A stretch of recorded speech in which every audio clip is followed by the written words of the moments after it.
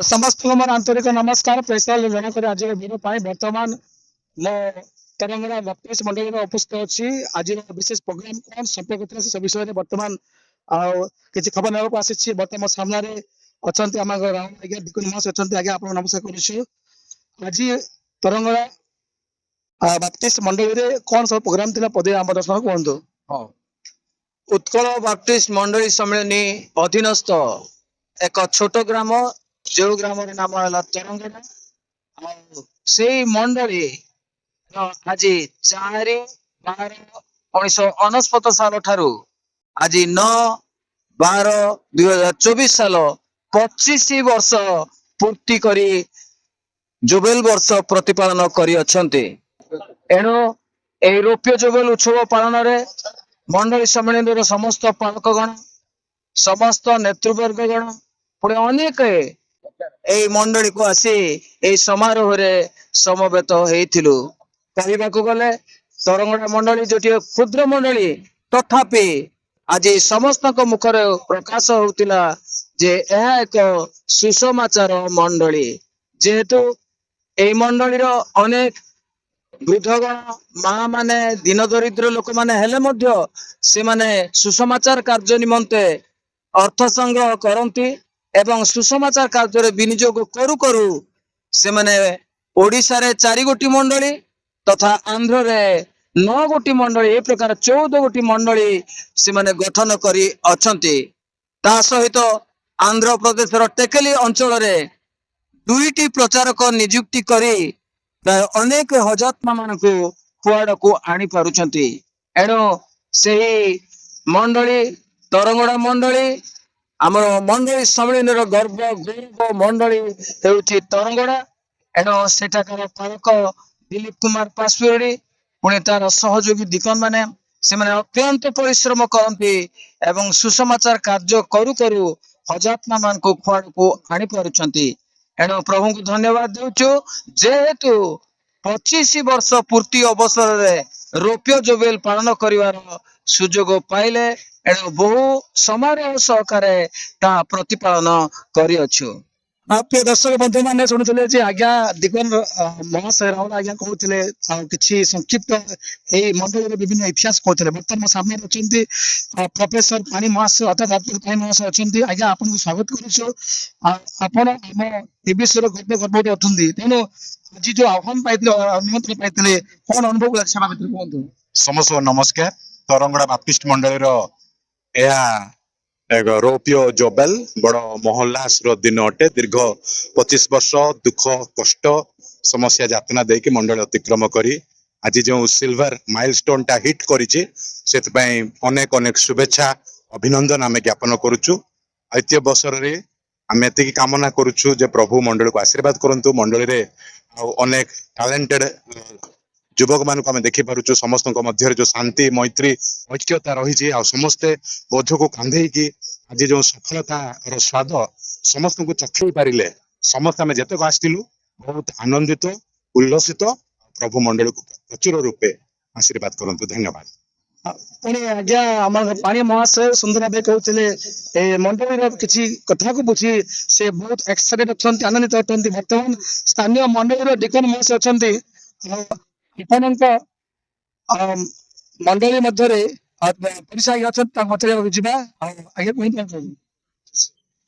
Channel को विशेष धन्यवाद देवी जे Utkal Baptist मंडली सम्मेलन रे प्राय 34टा मंडली अच्छी से मंडली द्वितीय क्षुद्रतम मंडली हूँ तरंगड़ा किंतु 25 वर्ष रौप्य जुबल पालन करने अति समारोह रे पालन करने सुंदर सुजोग पाई अच्छे एवं ए क्षुद्रतम मंडली आज 14टी शाखा मंडली स्थापन कर एक अति गौरवर विषय अटे।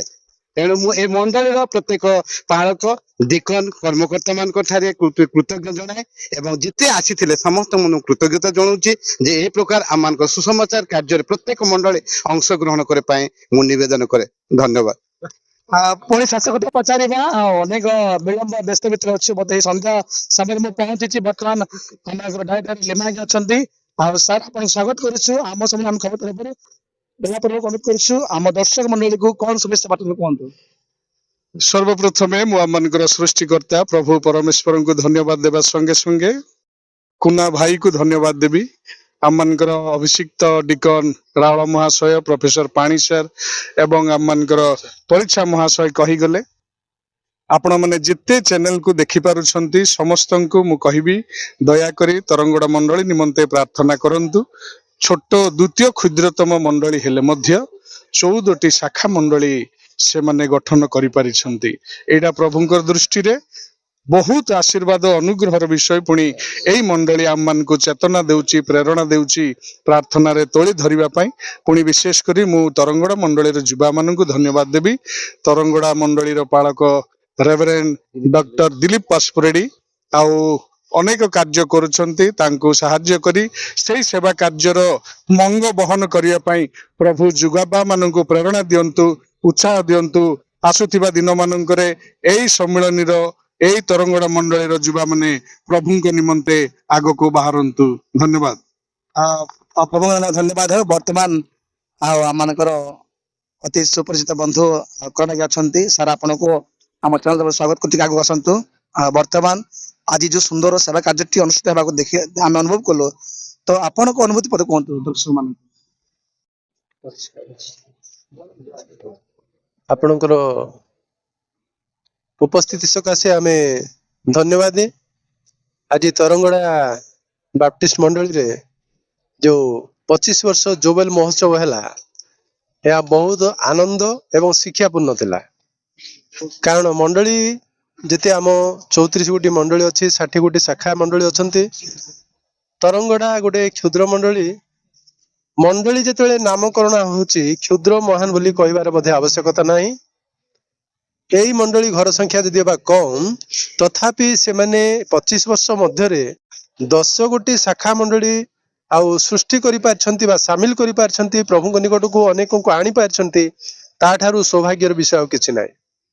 ଆମର ସମ୍ମିଳନୀରେ ଯେତେ ଆମେ ବଡ ମଣ୍ଡଳୀ ବୋଲି ନାମକରଣ ଅଛୁ, ଆମେ ସମସ୍ତେ ଏଇ ପ୍ରୟାସରେ ସାମିଲ ହେବା ଦରକାର। ପ୍ରଭୁଙ୍କର ଆଗମନ ଦିନ ବି ସନ୍ନିକଟ ହେଇ ଆସୁଛି। ଆମ କାର୍ଯ୍ୟ, ଆମର ମଣ୍ଡଳୀ ମାନଙ୍କର ଚିନ୍ତା, ପ୍ରାର୍ଥନା, ସେବା କାର୍ଯ୍ୟ ପାଇଁ ବଢିବାର ଆବଶ୍ୟକ। ପୁନର୍ବାର ମୁଁ କହିବି ମଣ୍ଡଳୀକୁ ଅନେକ ଅନେକ ଧନ୍ୟବାଦ। କାରଣ ବହୁ ସାହସର ସହିତ ସୁଷମାଚାର କାର୍ଯ୍ୟ ଦିନ ପ୍ରତିଦିନ କରୁଛନ୍ତି। 25 ବର୍ଷ କାଳ ସେମାନଙ୍କର ପାଳକ ପାଶୁରେଡି ବାବୁ, ତାଙ୍କର ଆଉ ଦିକନ ବନ୍ଧୁମାନେ, ମଣ୍ଡଳୀ ବିଧବା ମା ମାନେ ମଧ୍ୟ ସହାୟତା ପ୍ରଦାନ କରି ଏ କାର୍ଯ୍ୟ କରୁଥିବାରୁ ଆମେ ସେମାନଠାରୁ ବହୁତ ଶିକ୍ଷଣୀୟ ବିଷୟ ପାଇଛୁ। ଏଇଟା ଆମ ପାଇଁ ଗୋଟେ ଶିକ୍ଷାର ବିଷୟ। ଧନ୍ୟବାଦ। ବର୍ତ୍ତମାନ ଏଇଠି ଶେଷ କରିବା। ଆମମାନଙ୍କର ଜେନା ଯାଉଛନ୍ତି ପଦେ ତାଙ୍କ ମତ କହିବା ଆଜିର ବିଷୟ ନେଇକି। ଦିକନ ପବିତ୍ର ଜେନା, ଗ୍ରାମ ମାର୍ଲବା ମଣ୍ଡଳୀ। ମୁଁ କହିବାକୁ ଚାହେଁ 25ତମ ଜୁବେଲ ଉତ୍ସବରେ ଏକ ଐତିହାସିକ ଉତ୍ସବ ଅଟେ। କାରଣ ଉତ୍ସବରେ ଯୋଉ ସ୍ୱାଗତ ସମ୍ବର୍ଦ୍ଧନା କଲେ, ଏହା ଆମ ଇତିହାସରେ ପ୍ରଥମ ପୃଷ୍ଠ ଅଟେ। ଅତି ସୁନ୍ଦର ଭାବରେ ଅତି ଆଦର ସହିତ ଯୋଉ ସ୍ୱାଗତ ସମ୍ବର୍ଦ୍ଧନା କଲେ, ଏଥିପାଇଁ ଧନ୍ୟବାଦ ମଣ୍ଡଳୀକୁ। ତତ୍ସହିତ ତରଙ୍ଗଡ଼ାର ଅର୍ଥ ଝରୁଥିବା ନାଳ। ବାସ୍ତବ ଭାବରେ ଏ ଗ୍ରାମରେ ଆତ୍ମିକ ଭାବରେ ଝରୁ, ଆଉ ଧନ ଜନରେ ମଧ୍ୟ ଝରୁ। ତା ସହିତ ଯେତେକ ଯୁବ ଯୁବତୀ ମାନେ ଯୋଉ କାର୍ଯ୍ୟକ୍ରମ କରୁଥିଲେ, ପ୍ରଭୁ ସେମାନଙ୍କୁ ଆଶୀର୍ବାଦ କରନ୍ତୁ, ସେମାନଙ୍କୁ ଇଏ କରନ୍ତୁ। ମଧ୍ୟ ପାଳକ ମାନେ ଯୋଉ କାର୍ଯ୍ୟ କରୁଛନ୍ତି, ତାହା ଏକ ଐତିହାସିକ କାର୍ଯ୍ୟ। ତାକୁ ପ୍ରଭୁ ଆତ୍ମାରେ ଚାଳନା ଦିଅନ୍ତୁ, ଆଉ ଅନେକ ଅନେକ ମଣ୍ଡଳୀ ସ୍ଥାପନ କରନ୍ତୁ। ଗ୍ରାମର ପ୍ରତ୍ୟେକଙ୍କୁ ପ୍ରଭୁ ଆଶୀର୍ବାଦ କରନ୍ତୁ। ଧନ୍ୟବାଦ। ଦର୍ଶକ ମଣ୍ଡଳୀ ବର୍ତ୍ତମାନ ଶୁଣୁଥିଲେ ଯେ ଏଇ ମଣ୍ଡଳୀ ଅର୍ଥାତ୍ ତରଙ୍ଗଡ଼ା ମଣ୍ଡଳୀରେ ବିଭିନ୍ନ ଇତିହାସ ଶୁଣିଲେ। ପ୍ରଭୁଙ୍କ ସହିତ ଆଶୀର୍ବାଦ ଦିଅନ୍ତୁ। ରହିଲି, ନମସ୍କାର, ଧନ୍ୟବାଦ। ଗୋଟେ ଫଟୋ ନେଇଯିବା।